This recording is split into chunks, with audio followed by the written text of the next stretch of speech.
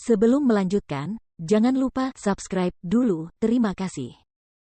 Bab 265, kau pikir ini lelucon? Bukan ancaman. Jiang Tianhua mengangguk, mungkin dia terlalu khawatir. Seperti yang dikatakan bawahannya Cui Ming, bahkan jika Chen Xiaotian dan Geng Ken mencapai kesepakatan, mereka tetap tidak menjadi ancaman baginya. Buka pintunya, kata Jiang Tianhua kepada seorang tetua sekolah Blood Swallow yang berdiri di sampingnya. Baik, Doyen. Menanggapi Jiang Tianhua, tetua itu melangkah maju ke depan, mengumpulkan kekuatan di telapak tangannya dan menyerang pintu yang mengarah ke aula besar Sekte Penyihir Langit. Terdengar ledakan keras ketika pintu hancur. Masuklah. Jiang Tianhua memerintahkan dengan lambaian tangannya. Cui Ming dan para tetua mengikuti di belakang Jiang Tianhua dalam satu barisan. Saat memasuki aula besar, Jiang Tianhua melihat Chen Xiaotian dan Geng Ken. Selain mereka berdua, para tetua Sekte Sky Magi juga hadir. Namun, yang mengejutkan Jiang Tianhua adalah bahwa di kursi singgasana utama di dalam aula duduk seorang pemuda berambut hitam yang tidak dikenal, sementara Chen Xiaotian, Geng Ken, dan yang lainnya berdiri dengan hormat di kiri dan kanan. Tanpa kecuali, semua orang terkejut melihat ini, termasuk Cui Ming dan yang lainnya yang masuk setelah Jiang Tianhua. Namun, di antara tetua sekolah Blood Swallow yang datang bersama Jiang Tianhua, sebagian besar telah menyerah pada Huang Xiaolong, jadi tidak banyak kejutan yang datang dari mereka. Jiang Tianhua berdiri di sana, bahkan lupa tujuannya datang ke Sekte Penyihir Langit. Seorang pemuda berambut hitam benar-benar duduk di singgasana penguasa Sekte Penyihir Langit, hal ini terlalu mengejutkan baginya. Doyen Jiang terkejut. Pada saat ini, suara Huang Xiaolong terdengar lamban, jari-jarinya melingkar di sandaran tangan, mengetuk dengan lembut, mengeluarkan suara ketukan yang monoton. Mendengar suara Huang Xiaolong membuat Jiang Tianhua tersadar kembali. Siapa kamu? Jiang Tianhua tidak dapat menahan diri untuk tidak melontarkan pertanyaan itu. Reaksi refleksnya adalah mencari tahu identitas pemuda berambut hitam ini. Cui Ming dan tetua sekolah Blood Swallow juga mengalihkan perhatian mereka ke Huang Xiaolong. Huang Xiaolong tertawa acuh tak acuh atas pertanyaan Jiang Tianhua, siapa aku tidaklah penting, tidak masalah bahkan jika kau tahu. Sekarang, Sekte Magi Langit berada di bawah kendaliku, Chen Xiaotian, Geng Ken, dan semua tetua Sekte Magi Langit telah tunduk padaku. Apa? Wajah Jiang Tianhua menegang. Chen Xiaotian, Geng Ken, dan semua tetua Sekte Penyihir Langit tunduk pada pemuda berambut hitam ini.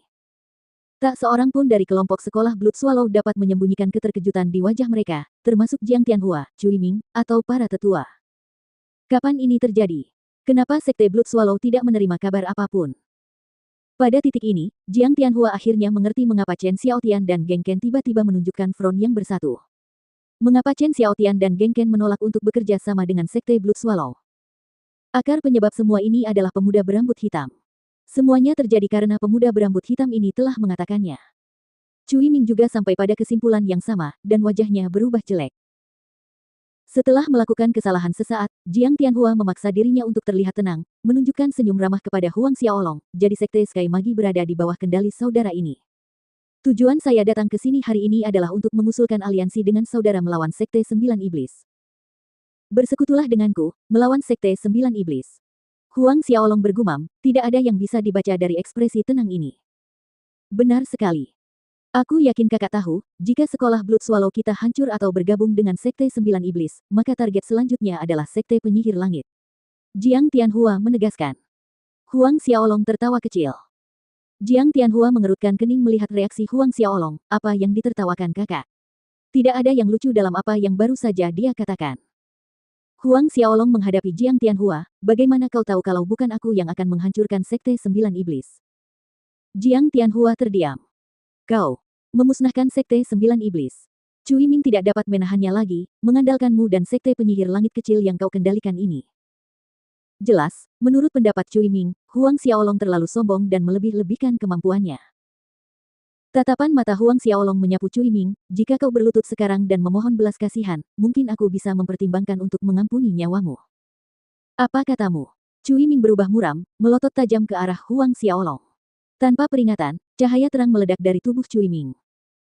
Tingkat ki pertempuran seseorang terkait dengan tingkat teknik kultivasinya, sedangkan warna ki pertempuran seseorang dipengaruhi oleh semangat bela dirinya. Secara umum, ki pertempuran berwarna putih jarang terlihat. Huang Xiaolong menatap aura pertempuran putih Cui Ming dan mencibir. Dari mulut Chen Xiaotian dan Geng Ken, dia sudah tahu bahwa jiwa bela diri Cui Ming ini adalah jiwa bela diri Ghostface. Roh bela diri Ghostface termasuk jenis roh bela diri Necro yang langka dan ada dua jenis roh bela diri Ghostface, satu adalah Black Ghostface dan yang lainnya adalah White Ghostface. Roh bela diri Cui Ming adalah White Ghostface. Namun, tepat saat Cui Ming hendak menyerang, Jiang Tianhua mengulurkan tangannya, menghalangi Cui Ming. Sepanjang waktu, mata Jiang Tianhua tidak pernah lepas dari Huang Xiaolong. Dengan seringai mengejek dan merendahkan, dia bertanya kepada Huang Xiaolong, menurutmu, dengan mengandalkan kekuatan Sekte Sky Magi, kamu dapat memusnahkan Sekte Sembilan Iblis. Mengabaikan ejekan pihak lain, Huang Xiaolong membalas dengan acuh tak acuh, mungkin sekarang itu tidak cukup, tetapi setelah memerintah di sekolah Blood Swallow, itu bisa dilakukan. Jawaban Huang Xiaolong begitu mencengangkan sehingga membuat Jiang Tianhua dan Cui Ming menegang sejenak. Detik berikutnya, satu demi satu, ki pertempuran yang kuat melonjak, mengubah seluruh aula besar menjadi pusat badai. Apakah kamu yakin bahwa apa yang kamu katakan bukanlah lelucon? Jiang Tianhua menatap tajam ke arah Huang Xiaolong, niat membunuh yang tak tersamar melintas di matanya. Huang Xiaolong membalas dengan pertanyaan lain, apakah menurutmu itu lelucon? Dalam kebuntuan yang menegangkan itu, teriakan menggema di udara dan aura kuat lainnya menargetkan Jiang Tianhua dari belakang. Wajah Jiang Tianhua menegang, tanpa sempat berpikir, ia melompat ke udara sambil telapak tangannya bersiap, melancarkan serangan ke arah penyerang yang bersembunyi itu. Ledakan keras mengguncang aula yang luas itu. Mendarat di sisi lain aula besar, Jiang Tianhua berbalik dan melihat di antara sekelompok tetua sekolah walet darah yang datang bersamanya, 5 dari mereka tergeletak di lantai, sedangkan yang menyerang mereka adalah tetua sekolah walet darah yang lain. Kalian semua. Jiang Tianhua dan Cui Ming terkejut dan marah. Beberapa tetua sekolah Blood Swallow datang ke hadapan Huang Xiaolong, berlutut memberi hormat, salam Tuan Muda. Menyambut Tuan Muda. Mulut Jiang Tianhua dan Cui Ming ternganga saat mendengar itu, ekspresi wajah mereka menjadi semakin buruk. Kalian semua, berdiri. Huang Xiaolong menatap sekelompok tetua sekte Blood Swallow yang berlutut di depannya dan berkata.